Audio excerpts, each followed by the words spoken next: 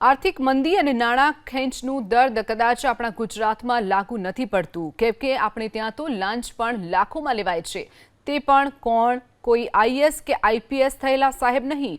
ASI એટલે કે assistant sub inspector પણ લાંચ લે તો 5, 10, 25 હજારની નહીં પરંતુ 4-4 લાખ રૂપિયાની નડિયાદ એસસી એસટી સેલના એએસઆઈ જયદીપસિંહ સોઢા પર 4 લાખ રૂપિયાની લાંચ લેવાનો આરોપ લાગ્યો છે। જે વ્યક્તિની એટ્રોસિટીની ફરિયાદ અંતર્ગત ધરપકડ થઈ હતી તેને આ એએસઆઈ સાહેબે લોકઅપમાં બેસાડ્યા સિવાય ઘરે જવા દેવા માટે 4 લાખ રૂપિયા માંગ્યા હતા। જો કે એ વાત અલગ છે કે એએસઆઈ સાહેબ એસસી એસટી સેલની કચેરીના કમ્પાઉન્ડમાં જ લાંચ રિશ્વત બ્યુરોના હાથે રંગે હાથ ઝડપાઈ ગયા। હવે જો એએસઆઈ લાંચમાં પણ 4 લાખ રૂપિયાની અપેક્ષા રાખતા હોય તો પછી PSI, PI, ACP, DCP, DSP, CP એ લેવલે તો કેટલી મોટી માંગણી થતી હશે અને જો લાખો રૂપિયામાં લાંચ અપાતી હોય તો પછી આપણા ત્યાં કેટલા રૂપિયાનો લાંચ રિશ્વત જતો હશે તે પણ એક સવાલ ઊભો થઈ રહ્યો છે।